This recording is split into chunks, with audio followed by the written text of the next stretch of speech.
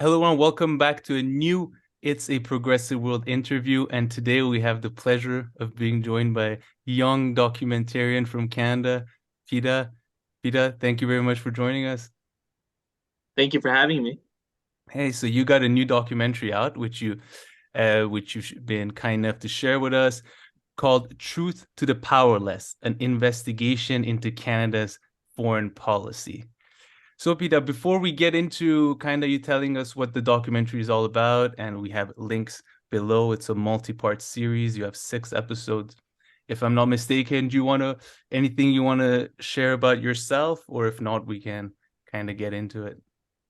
Yeah, so I was born and raised in Canada, and so I grew up, thinking, as a kid in school, you're taught about how Canada, we're this, peacekeeping country, and that's what we're known for around the world. So when I was a kid growing up in school, that's what we learned. We didn't really learn about, Canada committing all these atrocities all around the world. So it wasn't until years later when I was doing my undergraduate studies that I became exposed to critical literature from a writer by the name of Yves Engler.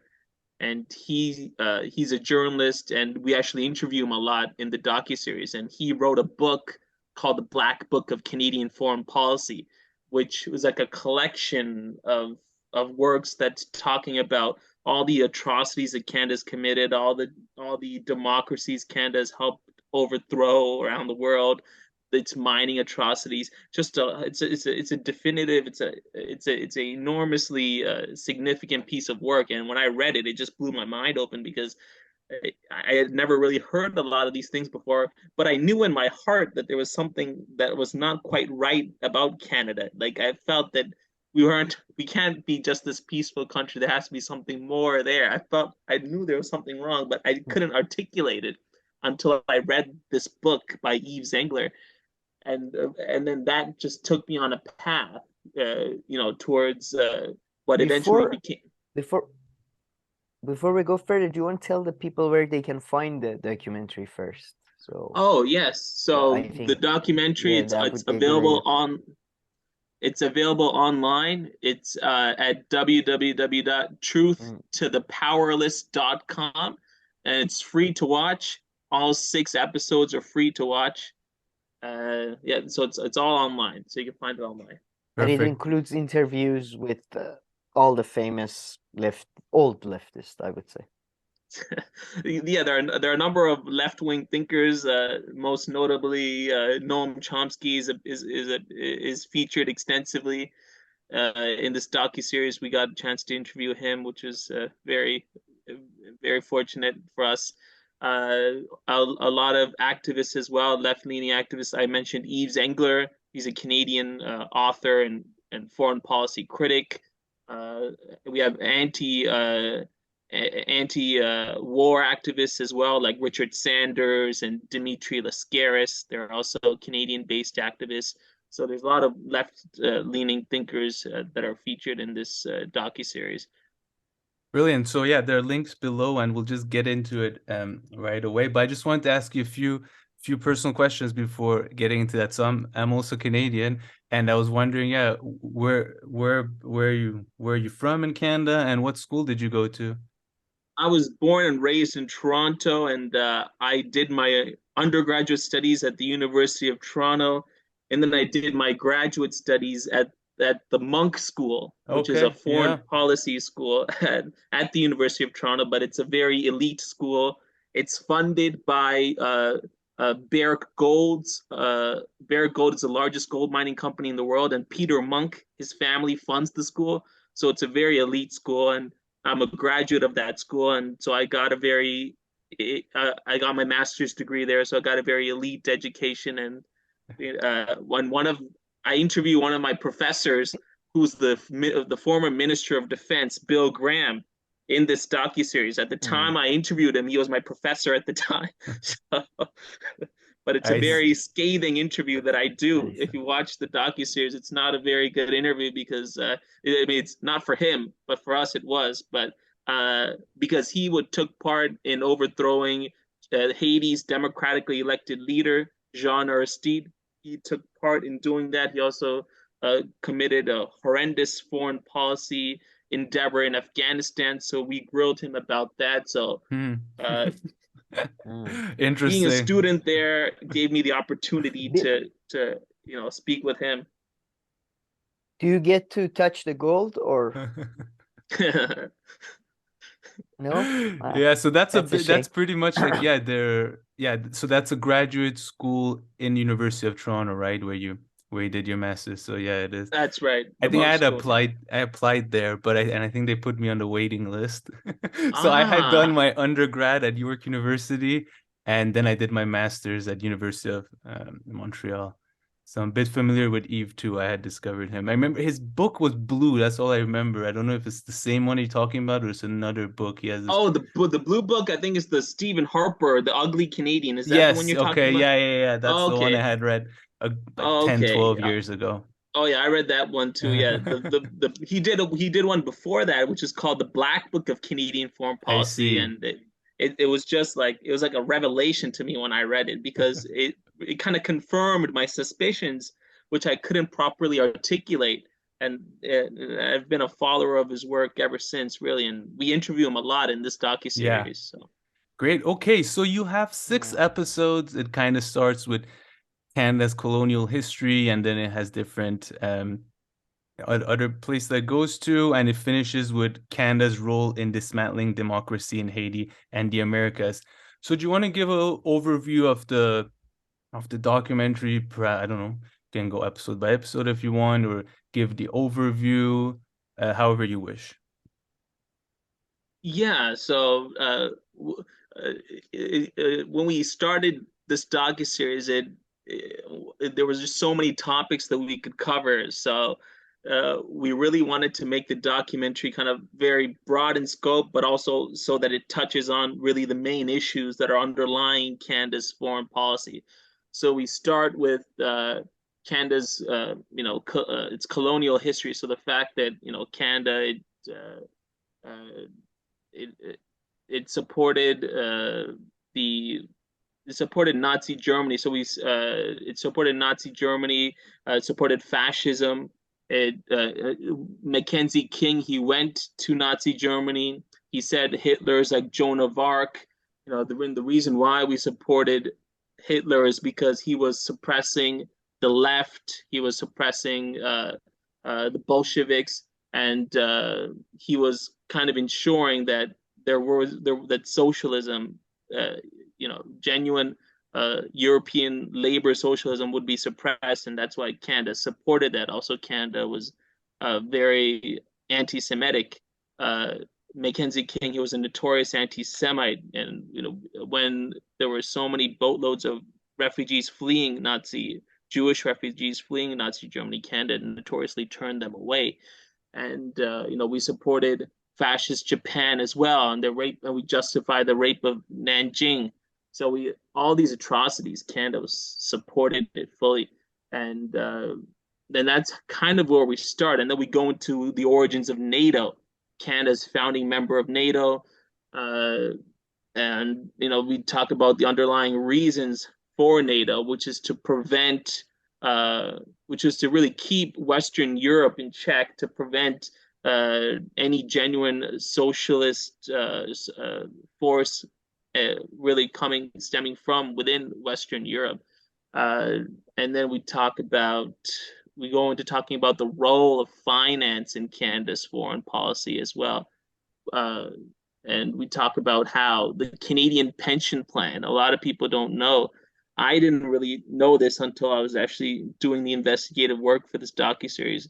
How the Canadian pension plan, our pension money is invested into the most militaristic, rapacious, profit maximizing corporations you can think of, like tobacco companies, mining companies, like pollute oil, oil companies, like the worst polluters, worst companies imaginable.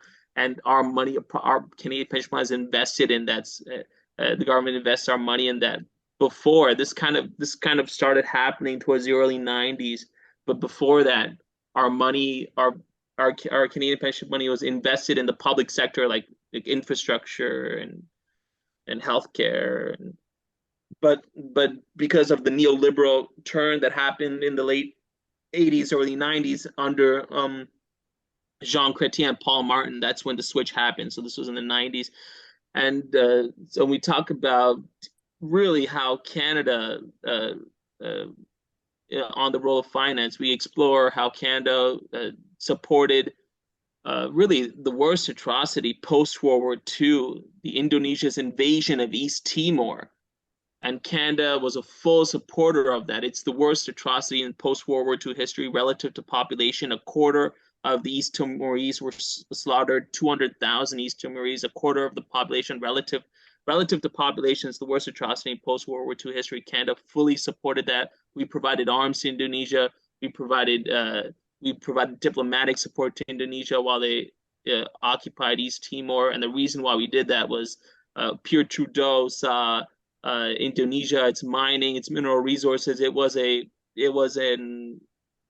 outlet, a resource in the global South for Canada to really exploit and take advantage of. And so the financial interests compelled Canada to be silent to the atrocities that Indonesia was committing. So we interview David Webster, who's a historian on this.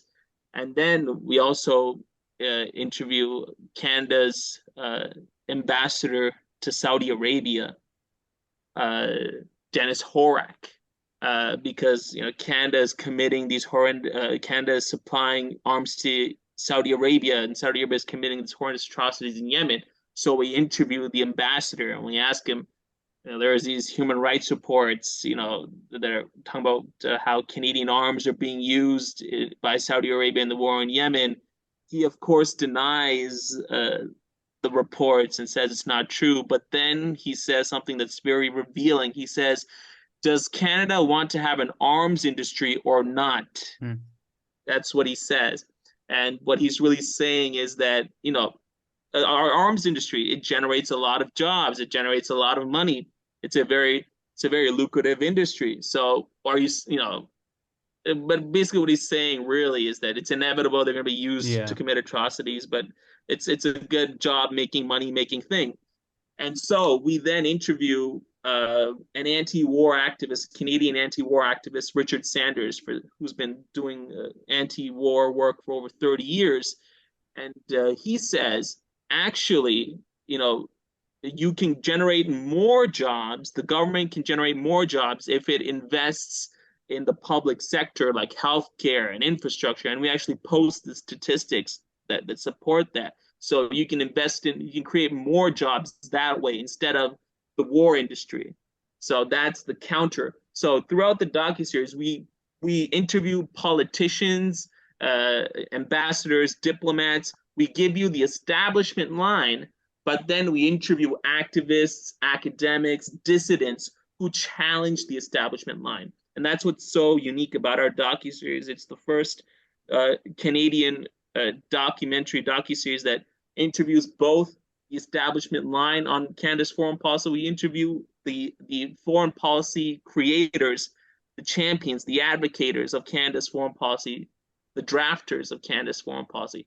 And we interview those that are challenging the mainstream narrative of Canada's foreign policy being this peaceful, benevolent foreign policy. And there's no documentary in Canadian history that's ever done that. So that's what's so unique about our docuseries. And then we talk about Canada's support for apartheid South Africa. We interview Brian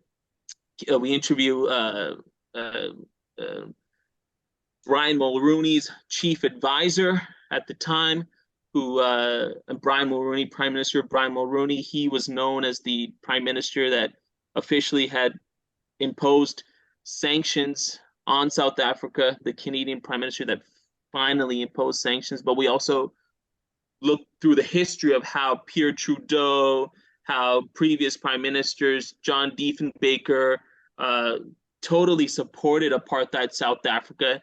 And we also reveal how in the early 1900s, the white minority apartheid officials of the apartheid government came to Canada looked at our indigenous reservation system, the oppressive indigenous reservation system we have in Canada. They looked at that system, and the white South Africans, they used our reservation system as a model to emulate in how they designed their Bantustans in South Africa to oppress and segregate the Black majority. They used Canada's reservation or indigenous reserve system. And we interviewed Linda Freeman, who's a Canadian historian who's written extensively on Canada's relationship with apartheid South Africa, and she talks about this. And then on Canada's support for apartheid Israel, we interviewed Canada's ambassador to Israel, John Allen, under Stephen Harper. And, he talks about how Canada kind of gives the establishment line, how really, we support a two-state solution and all this stuff. But then we also interview, academics and activists, Noam Chomsky, Yves Engler, Dimitri Lascaris, who are showing that, Canada has consistently at the UN voted against resolutions that are calling for a two-state solution, calling for an end to settlements. So that's the third episode. It really explores and we show this parallel between apartheid South Africa and apartheid Israel. We show this parallel, which is interesting because in apartheid South Africa, it was Pierre Trudeau that was really a supporter of apartheid South Africa, and now we have his son Justin Trudeau, who's a strong supporter of Israel, and what human rights groups have declared is apartheid in the occupied territories. So there's an interesting parallel there, which we explore. And then we also talk about Canada's involvement in Yugoslavia, the NATO bombing of Yugoslavia, which happens in 1999. We interview Canada's former ambassador to Yugoslavia, James Bissett. And he's a very interesting figure because James Bissett was Canada's ambassador to Yugoslavia. He was part of the establishment. He broke away from the establishment and began criticizing Canada's bombing of Yugoslavia in 1999 as being horrendous. He talks about how the bombing had actually exacerbated the tensions between the Serbs and Albanians. It actually created more casualties.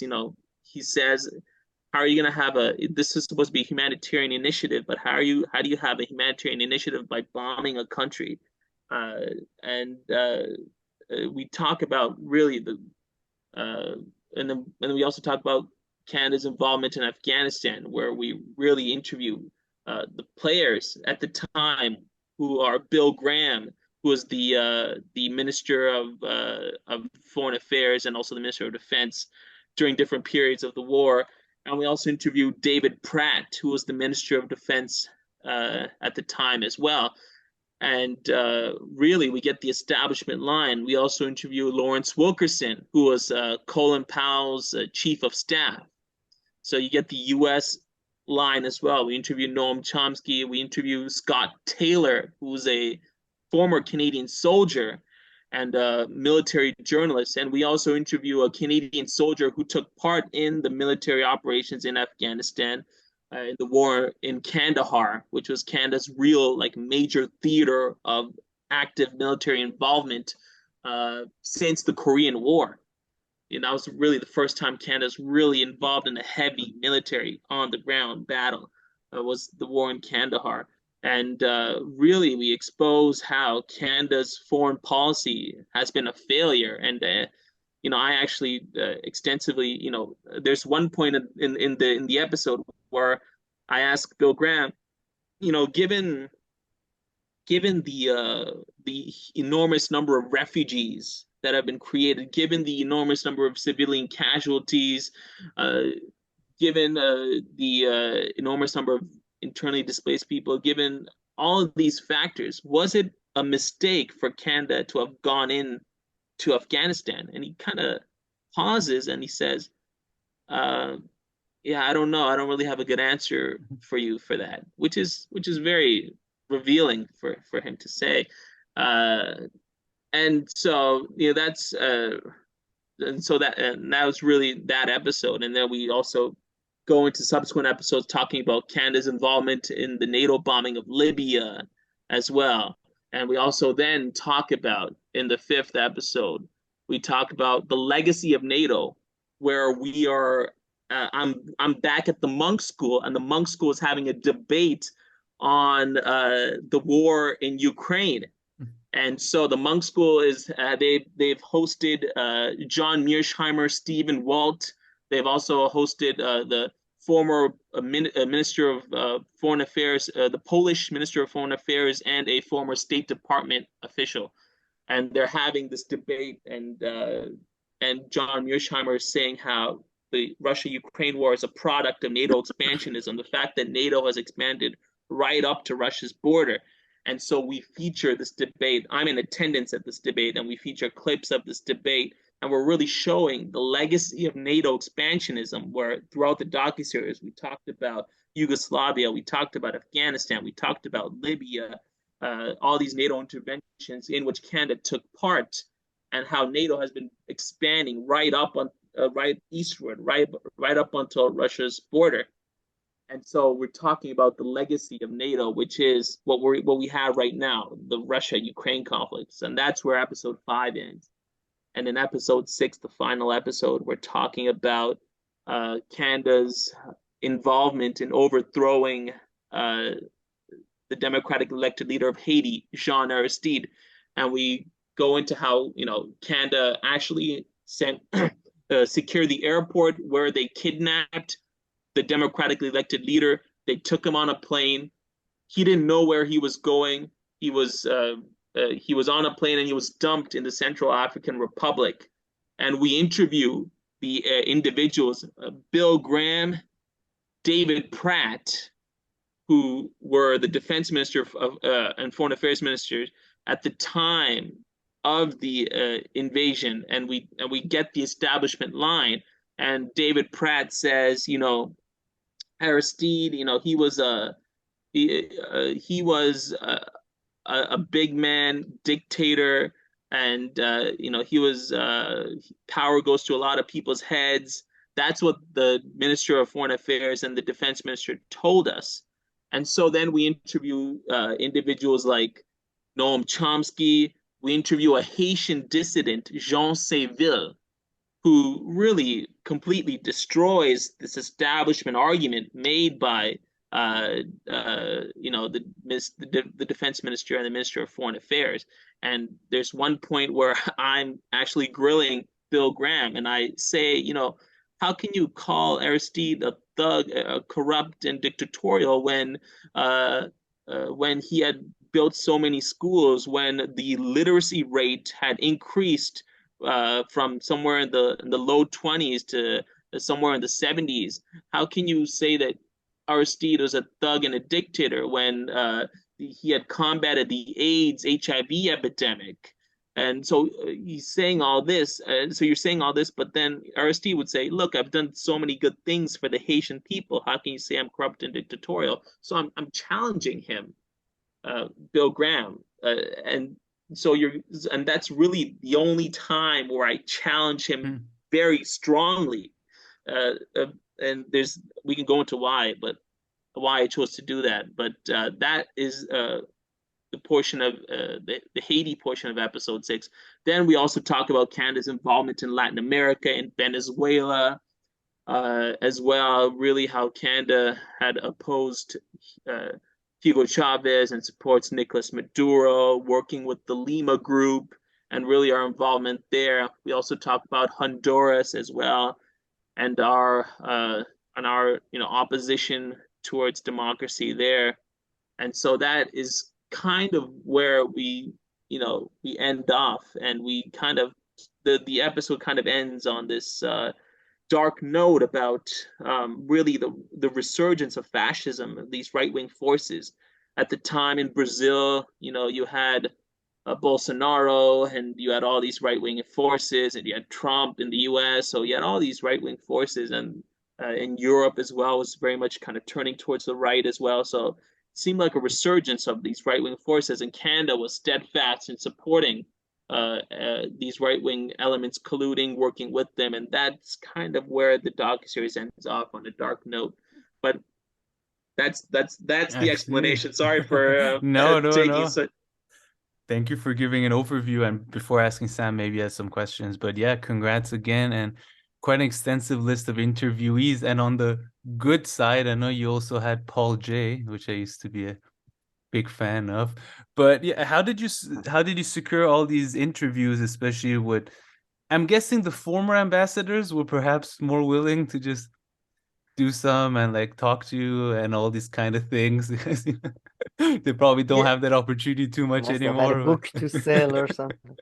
yeah. I mean, we just sent them. When I say we, my co-creator, my project partner in all this is Ryan Ellis, who I had a friendship with him. He's a filmmaker in Toronto, been doing this for some 20 years, and one day, we just become really good friends, and he just asked me, he's looking to really invest in like a project, to do like a Hmm. documentary project, if I have any ideas. And I told him about this idea that I had to do a docu-series on Canada's foreign policy. And I was really inspired to do this docu-series because there was a documentary by a filmmaker by the name of Elaine Briere, who did a documentary called The Sellout of East Timor. And it's the first documentary, and it came out in 1996. It's the first documentary in Canadian history which looked at Canada's foreign policy in a critical light, in a critical left-wing anti-militarist light. It's called The Sellout of East Timor. It's by Elaine Briere, and she looks at Canada's role in supporting Indonesia in the invasion of East Timor. Subsequent to that, in 2009, Amy Miller, another Canadian filmmaker, came out with a documentary called Myths for Profit, where she looked at in a broader scale about this anti-militarist, this neoliberal lens of Canada's foreign policy. But what I noticed between those two documentaries is none of them interviewed the politicians, Yeah, the ambassadors, the diplomats responsible for formulating Canada's foreign policy. So I thought, wouldn't it be cool if you had a documentary that interviewed the politicians? You get the establishment line, and then you also interview the academics, dissidents challenging that line. Wouldn't that be cool? So that's when I came up with the idea, and I pitched it to my project partner Ryan Ellis, and this was in early 2019, in April of 2019. And so how we came to get these politicians these interviews is we just emailed them, really, and just asked them, hey, would you be willing to do an interview where we yeah. explore Canada's foreign policy? And and more often than not, you'll be surprised what happens if you just ask people. You'll be surprised. That's what Yeah, I tell. So if you just ask people, you'll be surprised. And so they all said yes. So because they're retired, they were more than willing to speak about it. We definitely. interviewed a sitting politician who was the NDP foreign affairs critic. She was a sitting member of parliament. And to get that interview was it was challenging, And because the NDP should be more on your side, right? I mean, they technically should be more on our side. speaking, right? Yeah, but we wanted to That's interview. the one that Sikh guy leads, New That's Democratic right, Yeah. something. Jagmeet Singh. Yeah. We actually wanted to interview him, but the NDP, their communications branch, wouldn't let us get close to him. They were like, why don't you interview our foreign affairs critic instead? Because Jagmeet Singh, I don't think he really knows a lot about foreign policy. I think, and they know that. So they're like, why don't you interview our foreign affairs critic? Yeah, And we said, okay. And this was very challenging because for every person we interviewed, we had a release form that they needed to sign, so that the release form protected Ah, us, because if we put out the documentary, they don't like it, yeah. they could sue us. Oh, wow. And so every person we interviewed had to sign a release form, so that protected us from being sued. And so when we were interviewing her, she initially wouldn't said, oh, I'll have to look over this release form. She wouldn't sign it, so she sent it to her legal team. The legal team, the legal team of the House of Commons, these these lawyers, these ivory Yeah. lawyers, the top lawyers in Canada, and they're taking my release form and they're crossing this out, that out. They're crossing out so much because they want to make sure that she can sue us if she doesn't like what we're putting out. So that was another thing about this, interviewing sitting politicians was very difficult because they wanted to protect their image because they're in office. So that was very difficult. But retired politicians was fairly easy to get. They were willing to speak to me, and I was fortunate, to know Bill Graham. I'm not actually even sure he knew I was his student when I was interviewing him. So, but I was really scared that I would get kicked out of the school He because thought I was his grandson.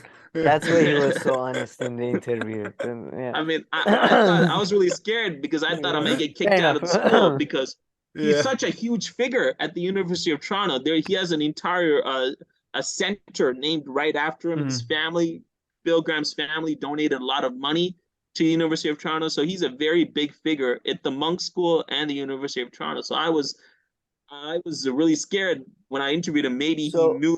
Why did you decide to do the pushback with him? You said there was a because reason for that. I'd been trying to get an interview with him for 2 years. He was going through a lot of health problems. He had just had heart surgery, so I knew that he was going to die.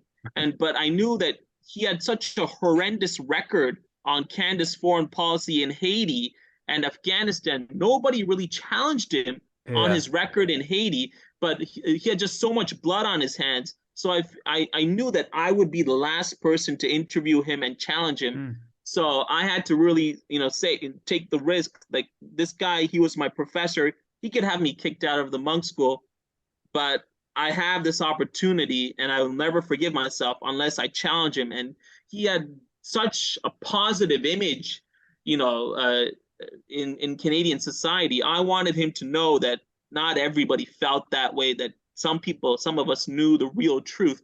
And it was such a revelation interviewing him because the whole premise of this docuseries is that Noam Chomsky, in the first few seconds of this docuseries, comes on screen and he says, the people in power, they know the truth. The powerless don't. The powerless are the regular citizens.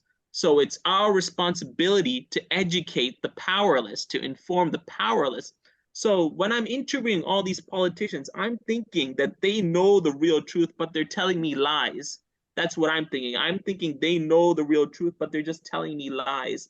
So when I'm interviewing Bill Graham, I'm thinking he knows what he did was wrong, but he's telling me lies. And when there was a moment where I realized this isn't true.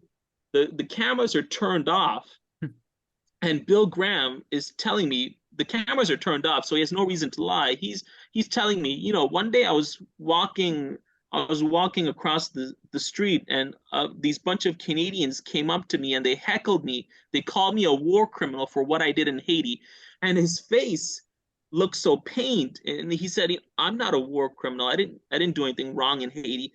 And then it was at that moment where I realized that, wow, this guy really believes everything he's saying. He really believes what he did in Haiti was a good thing. It was a peaceful mission, what he did in Haiti. He refuses to believe anything else. I remember I was pushing back and I was challenging him about,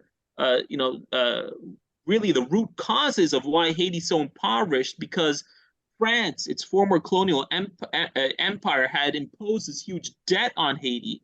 And I remember he just didn't want to hear anything about it. He was like, "Oh, I don't know anything about that. I don't know about France's role."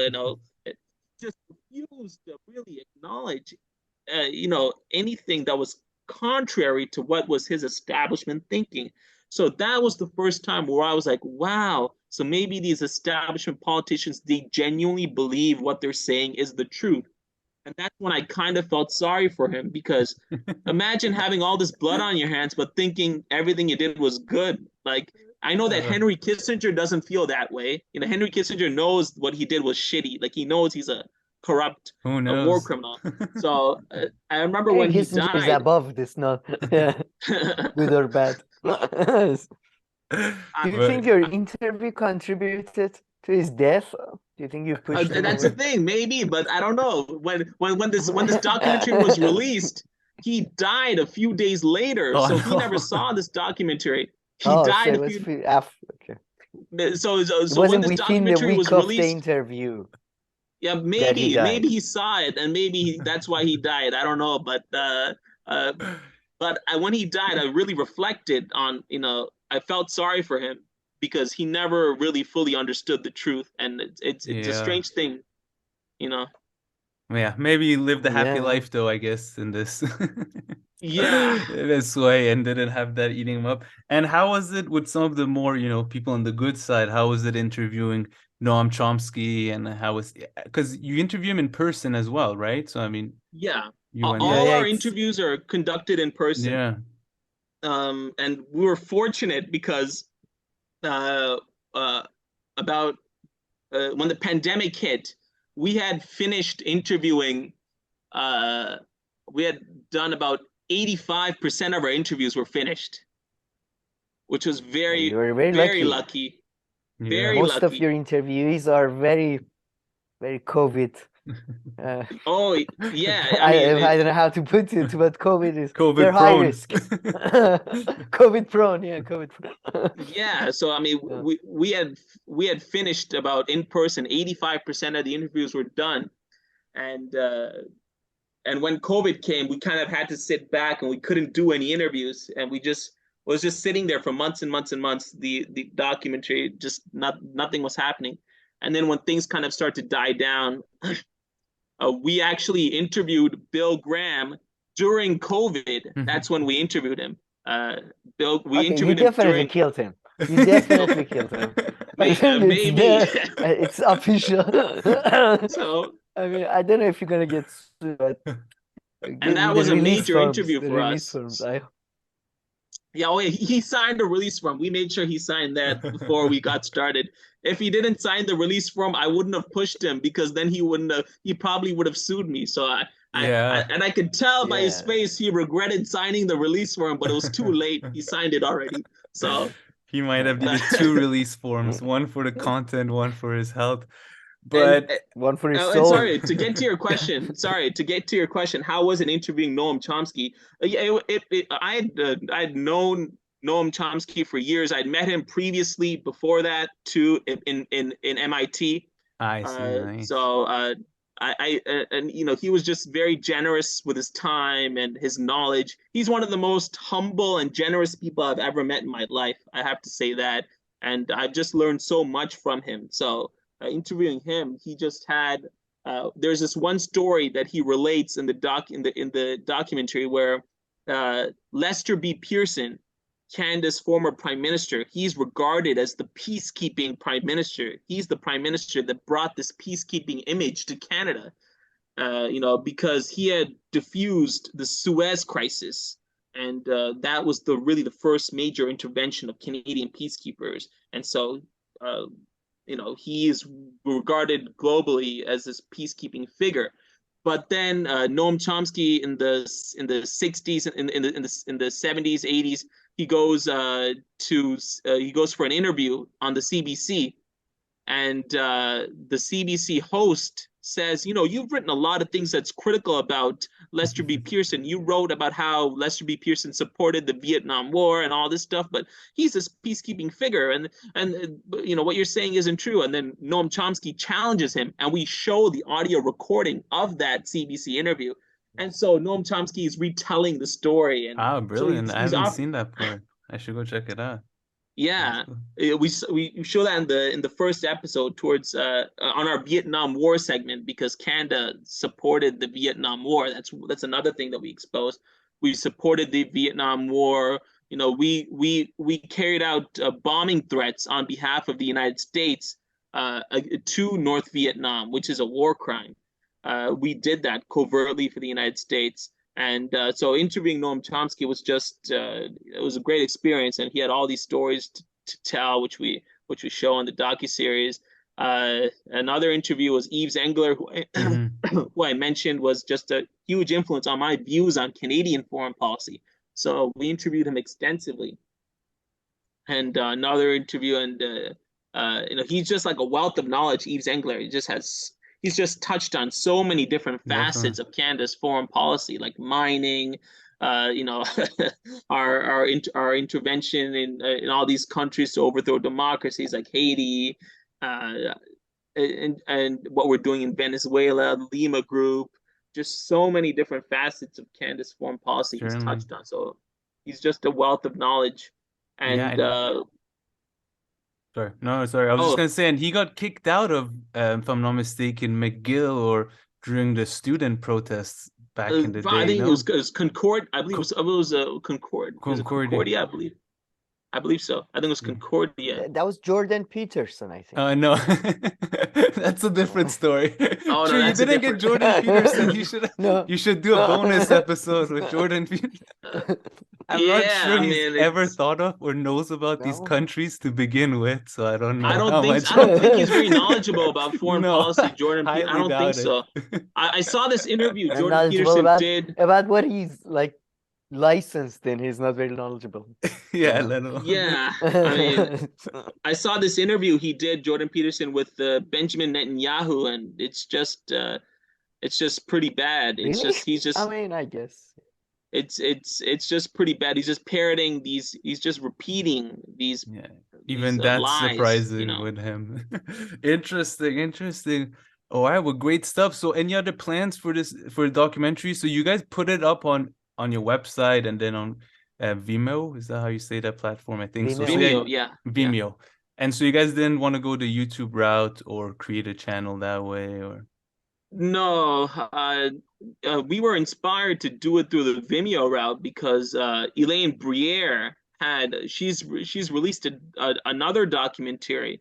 I mentioned she released one in 1996 about Indonesia's invasion of East Timor called the Sellout of East Timor. She released another one recently, fairly recently, uh, about Canada's involvement in Haiti, and it's a phenomenal documentary, and she released it on Vimeo, so that inspired us to kind of I go the see. same route. Vimeo is it seemed more professional as well than YouTube, and It's and it usually used for festivals and stuff. Are you are you sending it to festivals or I don't know. we're I don't know if there are festivals or mini series documentaries. that's another thing, because this is a mini series. It makes it very difficult to go the festival route. I think the way that we're just trying to get this documentary out is just spreading it as much as we can online, on social media, on with various different peace groups. We had a screening, a panel discussion with the Canadian Foreign Policy Institute. So we're just uh, we were interviewed by World Beyond War, David Swanson, as well. So all these different peace groups, and we're just trying to get it out that way through progressive media outlets. We were also interviewed by Lee Camp, who was a former host on Russia Today. Hmm. So we were also interviewed with him. So we're just trying to get it out through all these progressive outlets. And I think that's really the best way that Media. we can go about it. Just given the character, the nature of the work that we've done. Certainly. Okay. All right. Well, great stuff, Peter. It was great talking to you. You guys have a really nice website and the links down below. People can go check it out. And yeah, thank you everybody for watching. Please like and subscribe, and we'll see you in our next video. Thank you.